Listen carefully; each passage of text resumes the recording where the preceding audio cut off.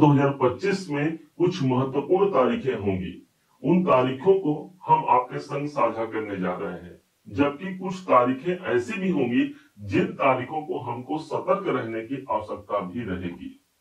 उपाय क्या करने होंगे, इन सभी बारीकियों को हम जानेंगे। उससे पहले हम जान लेते हैं कि आर्थिक दृष्टिकोण से, स्वास्थ्य के दृष्टिकोण से, नौकरी, कैरियर, व्यापार और लाभ की स्थिति क्या कुछ रहेगी इस महीने, इसको समझ लेते हैं। नवग्रह और 12 घरों का प्रभाव क्या कुछ मिलने जा रहा है, ध्यान दीजिएगा। सबसे पहले आपके राशि के स्वामी को ही जानते हैं कि स्वास्थ्य की स्थिति कैसी रहेगी। राशि के अधिपति बनते हैं देवगुरु बृहस्पति, और बृहस्पति पूरे इस महीने चतुर्थ भाव पर विद्यमान रहेंगे, जबकि इनका प्रभाव ठीक 13 तारीख को एक ऐसा समय आता है जब देवगुरु बृहस्पति पुनर्वसु नक्षत्र पर प्रवेश कर जाएंगे, अर्थात अपने ही नक्षत्र पर रहेंगे। स्वास्थ्य उत्तम रहेगा। धन की स्थिति, धन भाव पर मंगल की ये राशि है, 1 नंबर की राशि है, और इस समय पर मंगल स्वयं चल रहे हैं सप्तम भाव पर, और जिनकी 8वीं दृष्टि स्वयं अपने ही घर पर पड़ रही है। इसके आर्थिक मामले हमारे सुलझेंगे, आर्थिक हालात अच्छे रहेंगे। कहीं पर धन की प्राप्ति का संयोग इस महीने ज्यादा मजबूती से रहेगा, क्योंकि धनेश धन भाव पर ही अपनी दृष्टि प्रदान कर रहा होगा। इसके पश्चात समझते हैं सुख का स्थान चतुर्थ भाव। यहाँ पर शुक्र और गुरु दोनों ग्रह बैठे हुए हैं। शुक्र हमारा स्वयं का धन है, तो देव गुरु बृहस्पति को हम भाग्य मानते हैं। इन दोनों का कॉम्बिनेशन चतुर्थ भाव पर मिलना, सुख, साम्राज्य, सुख की अनुभूति हम कर पाते हैं। जिस मार्ग से हमको सुख प्राप्त होना है, ये महीना हमको शांतिदायक महीना होगा, जहां पर एक विशेष उपलब्धि के लिए हम काम करते हैं, उस कार्य की पूर्णता से हमको शांति प्राप्त होता है। शुक्र जब भी चतुर्थ भाव पर बैठते हैं तो प्रॉपर्टी संबंधित कार्यों से हमको धन दिला जाते हैं, या फिर यूं कहें कि कोई नवीनीकरण का काम हमारे घर के अंदर इस महीने के खासकर 20 तारीख को ज्यादा मजबूत रहेगा।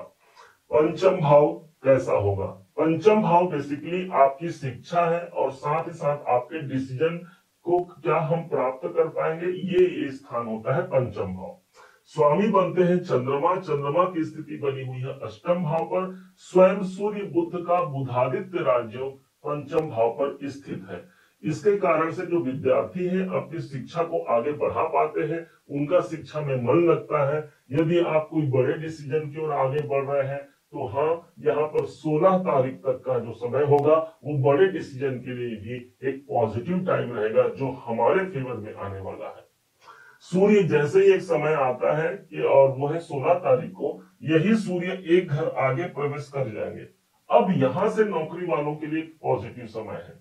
देखिएगा, छठा भाव जहां पर ऑलरेडी केतु बैठे हैं, और यहीं पर अब सूर्य भी प्रवेश कर जाएंगे। बनने को तो बनेगा सूर्य ग्रहण योग, परंतु पहली बार अर्थात 1 साल में एक बार सूर्य की प्रवृत्ति, सूर्य की प्रविष्टि जो होती है अपने स्वयं के घर पर होती है, और सूर्य कभी भी अपने घर की हानि नहीं करते। इसके नौकरी इस महीने बेहतर नौकरी हम प्राप्त कर पाते हैं। कोई आपने ट्राई किया है, उसका प्रतिफल नहीं मिल पाया है, तो इस महीने उसकी पुनरावृत्ति हो सकती है, वो जॉब आप तक पहुंच सकता है।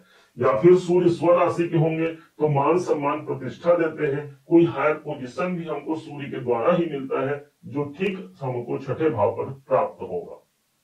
अब बिजनेस वालों के लिए व्यापारिक दृष्टिकोण से मंगल यहाँ विद्यमान है। मंगल हमारी एनर्जी है। हमारी एनर्जी कहाँ आ गई? व्यापार में आ गई। मंगल स्वयं प्रॉपर्टी, भूमि संबंधित कार्यों को दर्शाता है। तो जो लोग प्रॉपर्टी संबंधित काम कर रहे हैं, रियल एस्टेट में कार्य कर रहे हैं, या भवन निर्माण संबंधी कार्यों में जो संलग्न है, उनके लिए मंगल एक पॉजिटिव सिचुएशन है। वैसे भी देखा जाए किसी अन्य व्यापार के लिए भी मंगल, चूंकि धनेश स्वयं उठ करके सप्तम भाव पर आया है, दोनों को कंबाइन कर दीजिए तो धन और व्यापार, इन दोनों का समावेश हमको देखने को मिलेगा। आर्थिक पक्ष मजबूत होता है हमारे व्यापार के माध्यम से। अब भाग्य की स्थिति, नवम भाव सबसे महत्वपूर्ण। भाग्य स्वयं मंगल बनते हैं, और मंगल इस समय पर सप्तम भाव पर है, तो भाग्य उन्नति के जो सोर्स है ये दिखा रहे हैं ना, कहां पर से हमारा भाग्य उन्नति होना है। कोई आपके मित्र हैं, उनके द्वारा भाग्य उन्नति हो सकता है। कोई मतलब आपकी कोई जीवन साथी या जीवन संगिनी है, कोई पार्टनर है, उसके माध्यम से हमारे भाग्य की उन्नति इस समय पर ज्यादा मजबूती से काम करेगा। उनका सपोर्ट लेकर के आप अपने भाग्य को ज्यादा मजबूत बना सकते हैं। हालांकि यहाँ पर मंगल एक ऐसे राशि पर है जो इनके शत्रु की राशि है, इसलिए हनुमान चालीसा का पाठ करना या सुंदर कांड का पाठ करना भाग्य की जागृति इस महीने हम तक पहुंचा जाएगा। कैरियर के परिप्रेक्ष्य से कैसा होगा? दसम भाव हमारा कैरियर है, 9 नंबर की राशि है, स्वामी बनते हैं गुरु, सबसे महत्वपूर्ण है यह हमारा कैरियर का भाव, क्योंकि गुरु की जो 7वीं दृष्टि है वो स्वयं कैरियर के घर पर पड़ रही है, मतलब कैरियर का भाव हमारा सेफ हो गया। ऊपर से 13 तारीख को ये पुनर्वसु नक्षत्र पर जाकर के, अच्छा ये पुनर्वसु नक्षत्र के स्वामी स्वयं देवगुरु बृहस्पति है, इसलिए भी दोहरे अर्थात दूसरा एक शुभ प्रभाव हमको कैरियर पर मिल गया। न सिर्फ इस अगस्त के 13 तारीख से, बल्कि 13 तारीख से लेकर के पूरे 5 दिसंबर तक एक बेहतर कैरियर का आप लाभ ले पाते हैं। कर्म क्षेत्र में सफलता मिलती है, नए कार्य से आप जुड़ पाते हैं, कोई बड़े प्रमोशन का योग भी हमको ज्यादा मजबूती से मिलेगा। अब चूंकि गुरु अपने स्वयं के नक्षत्र पर प्रविष्ट हो चुके हैं। लाभ की स्थिति, लाभेश जो बनते हैं वो शनिदेव हैं। शनिदेव इस समय पर आपको पता होगा कि ये वक्री अवस्था पर चल रहे हैं। वक्री होकर के ये शनिदेव हमको हमारे राशि पर ही मिले हैं। अच्छा, लाभ कहाँ आ गया? लाभ आ गया आपके खुद के राशि में, इसलिए हम अपना प्रयास करते हैं और लाभ के मार्ग तक हम पहुंच पाते हैं।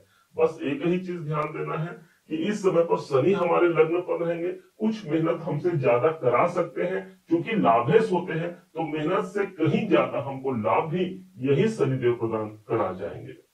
अब आइए समझते हैं उन तारीखों को जो तारीखें हमारे लिए महत्वपूर्ण होने जा रही हैं। 7 अगस्त, 8, 9, 12, 13, 14, 16 और 17 अगस्त हमारे लिए अनुकूल साबित होंगी। इन दिनों में कोई महत्वपूर्ण कार्य पूर्ण होने की संभावना प्रबल रहेगी।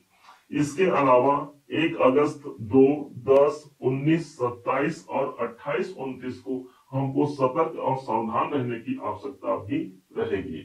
इस महीने को सर्वश्रेष्ठ बनाने के लिए गाय को गुड़ और रोटी जरूर अर्पण कीजिएगा, जरूर खिलाइएगा। पशु पक्षियों को चारा भी दे सकते हैं पक्षियों को, इसके माध्यम से हमारा बुद्ध और मंगल स्ट्रांग होगा। यही वो उपाय होगा जिसके माध्यम से इस महीने को हम सर्वश्रेष्ठ महीना बना सकते हैं। उम्मीद है आप सबने इसे समझा, आप सबने इसे जाना है। यदि आपने इसे समझा है, जाना है, मेरे समझाने का प्रयास यदि आपको सार्थक लगा हो, मेरे समझाने का तरीका यदि आपको सार्थक लगा हो, तो हर बार की भांति इस बार भी अपना प्यार भरा लाइक और कमेंट करना कभी मत भूलिएगा। और हाँ, यदि अभी तक आपने चैनल को सब्सक्राइब नहीं किया है, सब्सक्राइब जरूर कीजिएगा। पुनः एक बार फिर आप सभी का दिवस बहुत मंगलमय हो, इन्हीं शुभकामनाओं के साथ। जय श्री राम।